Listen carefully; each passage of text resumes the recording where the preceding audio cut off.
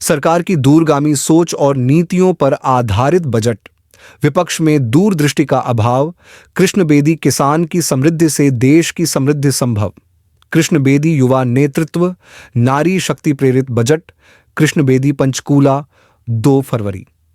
भाजपा मुख्यालय पंचकमल में प्रेस वार्ता को संबोधित करते हुए हरियाणा सरकार में कैबिनेट मंत्री कृष्ण बेदी ने कहा कि हर चुनौतियों का सामना करते हुए आज देश की अर्थव्यवस्था तेजी से आगे बढ़ रही है। श्रीमान नरेंद्र मोदी जी के नेतृत्व में तब से लेकर आज तक वित्त मंत्री के रूप में चाहे जिस भी हमारे नेता ने अपनी जिम्मेवारी निभाई हो, परंतु एक बात तय है कि प्रत्येक बजट को एनडीए की सरकार बनने के बाद लोगों की राय शुमारी, लोगों की जिज्ञासा, लोगों की जरूरत, लोगों के लिए बजट हमारी एनडीए की सरकार ने बनाने का काम किया।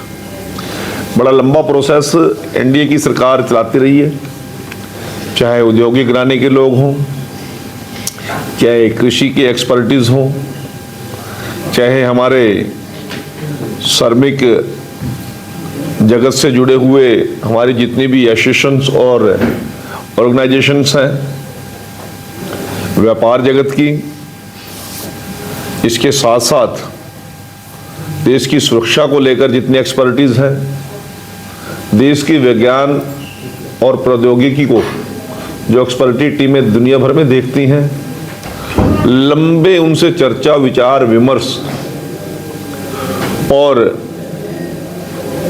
चिंतन मंथन के बाद हम हर बार बजट पेश करते रहे हैं। और उसी का कारण है कोरोना जैसी महामारी आने के बावजूद हमारी अर्थव्यवस्था कभी भी नहीं डगमगाई। हमारी कभी भी, चाहे नोटबंदी हो, किसी भी प्रकार की परिस्थितियां देश के अंदर आई हो, परंतु भारत की अर्थव्यवस्था हमेशा आगे बढ़ने का पिछले 11-12 साल से लगातार ऊंचाइयां छूने का काम कर रही हैं। यदि दुनिया के प्रथम पंक्ति के देशों को देखें तो हमारी आज भी जीडीपी और दुनिया के महत्वपूर्ण देशों की अर्थव्यवस्थाओं को पीछे छोड़ती हुई एक दुनिया की महत्वपूर्ण अर्थव्यवस्था भारत की बनी है।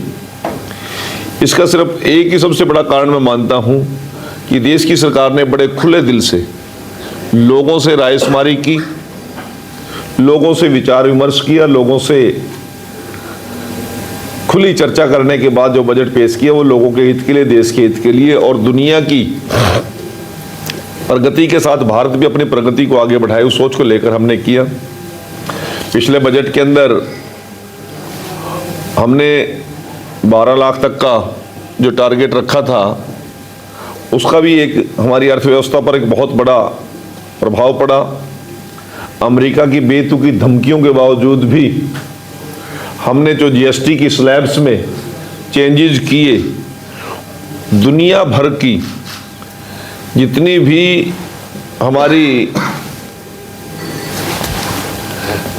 मोटर व्हीकल्स की सेल्स को भारत ने अचीव किया। ये केवल हम नहीं कह रहे, केवल राजनीतिक लोग नहीं कह रहे हैं, ये मारुति और जितनी कंपनीज हैं उन्होंने भी इस बात की बड़ी विस्तार पूर्वक चर्चा की। कल देश के वित्त मंत्री ने 2026-27 के लिए जो बजट पेश किया उसमें बहुत सी चीजों पर चर्चा करेंगे तो बड़ा लंबा समय हो जाएगा, परंतु मैं मुख्य बिंदु आपसे शेयर करके आप लोगों की भी जिज्ञासा और आपके साथ जुड़े हुए जितने भी आपके दर्शक हैं, देश के नागरिक हैं, उन सभी की जिज्ञासा शांत हो और एक कुछ चीजें जितनी मैं अर्थव्यवस्था का समझता हूं उतना आपके साथ में शेयर करके उस जिज्ञासा को शांत करने का काम करेंगे। सर्वप्रथम हमारे देश की इकोनॉमी कृषि आधारित इकोनॉमी है।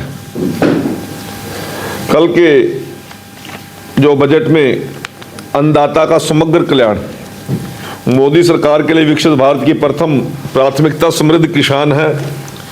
कृषि उत्पादन में विविधीकरण, उत्पादकता वृद्धि तथा आय वर्धन हेतु बजट में उच्च मूल्य फसलों के जैसे तटीय क्षेत्रों में नारियल, चंदन, कोको, काजू, उत्तर पूर्व में वृक्ष आधारित उत्पादन, पर्वतीय क्षेत्रों में बादाम, अखरोट और पाइन नट के लिए सहायता का प्रस्ताव है। नारियल प्रोत्साहन योजना के माध्यम से प्रमुख नारियल उत्पादक राज्यों में पुराने बागों के स्थान पर नई पौध लगाकर उत्पादकता बढ़ाई जाएगी। भारतीय काजू और कोको हेतु समर्पित कार्यक्रम के द्वारा 2030 तक आत्मनिर्भरता प्राप्त करते हुए इसे उत्कृष्ट वैश्विक ब्रांडों में रूपांतरित करने का लक्ष्य रखा गया है। तिलहनों में आत्मनिर्भरता सरसों, मूंगफली, तिल, सोयाबीन और सूरजमुखी के लिए तिलहन समूहों के विकास में राज्यों की सहायता प्रदान करेगी। बजट में भारत विस्तार का प्रस्ताव है, जैसे एग्रीस्टैक पोर्टलों तथा भारतीय कृषि अनुसंधान परिषद की पत्तियों को समेकित करने वाली बहुभाषी AI उपकरण होगा। मत्स्य क्षेत्र के लिए बजट में 500 जलाशयों, अमृत सरोवरों का एकीकृत विकास और तटीय क्षेत्रों में मूल्य श्रृंखला सुदृढ़ करने का प्रस्ताव है। पशुधन के कृषि आय में लगभग 16% योगदान को देखते हुए ऋण संबंध अनुदान कार्यक्रम के माध्यम से पशुपालन उद्यम तथा पशुधन विकास उत्पादक संगठनों के गठन को भी हमारी सरकार ने इस बजट में समर्थन दिया, क्योंकि कृषि संबंधित हमारी जो अर्थव्यवस्था है उसको जब तक हम सुदृढ़ नहीं करेंगे, उनके विभिन्न ग्रुप्स को, चाहे वो फल उत्पादक हैं, चाहे पशुधन पालक हैं, चाहे हमारे नारियल, काजू और कोको की खेती करने वाले हैं, उन सभी किसानों की जो जो जरूरतें हैं इनको पर आज तक स्टडी करने की किसी और सरकार ने चिंता नहीं की। ये पहली बार हमारी सरकार ने बजट में किया है, और यदि किसान समृद्ध होगा तो हमारी अर्थव्यवस्था मजबूत होगी, इसमें कोई दो राय नहीं है। इसी प्रकार से भारत की विकास यात्रा में नारी का नेतृत्व, मोदी सरकार की महिला नेतृत्व विकास की प्रतिबद्धता के अंतर्गत विज्ञान, प्रौद्योगिकी, अभियांत्रिकी, गणित, स्टेम शिक्षा में कन्या विद्यार्थियों के सक्षम विद्यमान चुनौतियों पर विशेष बल दिया जा रहा है। लखपति दीदी कार्यक्रम की उपलब्धियों को आगे बढ़ाते हुए सरकार महिलाओं को ऋण संबद्ध आजीविकाओं को आगे बढ़ाकर उद्यम स्वामित्व की दिशा में सक्षम करेगी। इस उद्देश्य से समूह स्तरीय महासंघों के माध्यम से समुदाय स्वामित्व वाले शी मार्ट स्थापित किए जाएंगे और पूंजी सहायता प्रदान करके प्रत्येक जिले में कन्या छात्रावास की स्थापना करेगी, ताकि उच्च शिक्षा हेतु सुरक्षित एवं सहायक आवास व्यवस्था सुनिश्चित की जाए। व्यवहार्यता अंतराल वित्त पोषण VGF तथा के साथ महिला के सशक्तिकरण के लिए हमारी सरकार वचनबद्ध है।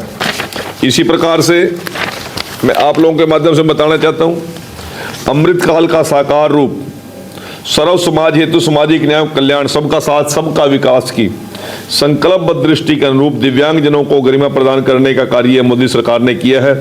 इसी क्रम में बजट में प्रत्येक दिव्यांग जन समूह की आवश्यकताओं के अनुरूप उद्योग संगत अनुकूलित प्रशिक्षण के माध्यम से गरिमापूर्ण आजीविका अवसरों को प्रस्ताव किया गया है। दिव्यांग जनों के लिए उच्च गुणवत्ता सहायक उपकरणों में समयोजित उपलब्धता को ध्यान में रखते हुए बजट में artificial limbs manufacturing corporation of India Alimco को सहायक उपकरण निर्माण का विस्तार करने, अनुसंधान एवं विकास, आर्टिफिशियल इंटेलिजेंस के समावेशन में निवेश करने और प्रधानमंत्री दिव्यांग केंद्रों को सुदृढ़ करने, दिव्यांग जनों वृद्ध जनों हेतु उत्पादों की उपलब्धता और उनके क्रय के लिए सहायक प्रौद्योगिकी विक्रय केंद्रों की स्थापना करने की हमारी सरकार ने एक बहुत बड़ी वृद्धि योजना बनाई है। इसी प्रकार से राष्ट्रीय हथकरघा एवं हस्तशिल्पी कार्यक्रम का प्रस्ताव भी इस बजट में किया गया।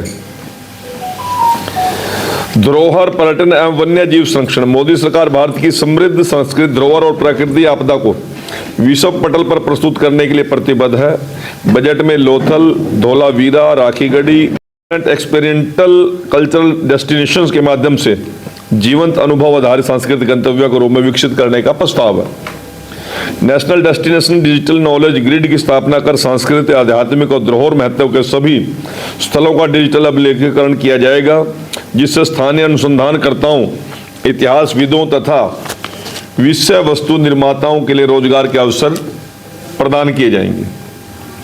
पर्यावरण आधारित पर्यटन हेतु बजट में हिमालय श्रृंखला, पश्चिमी घाट, उत्तर पूर्व में विश्व स्तरीय पर्वत यात्रा, पद यात्रा मार्ग तथा ओडिशा, आंध्र प्रदेश, तमिलनाडु, कर्नाटक और केरल के तटीय नेस्टिंग स्थलों पर टर्टल ट्रेल्स तथा पुलकित झील के निकट पक्षी दर्शन पथ विकसित करने का प्रस्ताव भी रखा गया है। राष्ट्रीय आतिथ्य संस्थान स्थापित किया जाएगा।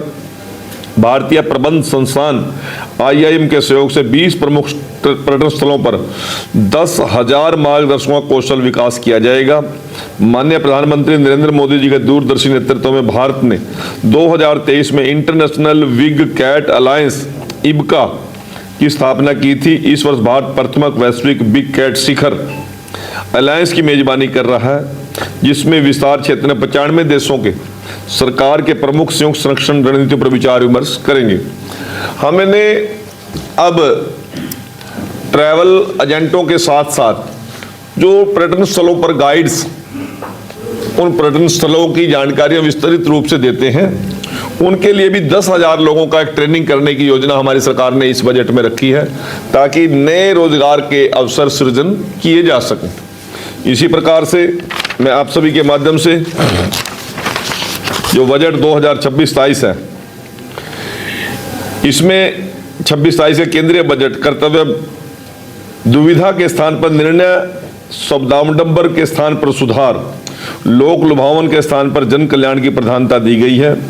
आत्मनिर्भरता को ध्रुव तारा मानते हुए बजट संरचनात्मक सुधारों, राजकोषीय संयम और सतत लोक निवेश केंद्रित है तथा सुनिश्चित करता है कि प्रत्येक शासकीय पहल का प्रत्यक्ष लाभ नागरिकों तथा रोजगार सृजन, कृषि उत्पादकता, परिवारों की क्रय शक्ति और सार्वभौमिक सेवाओं के रूप में पहुंचे।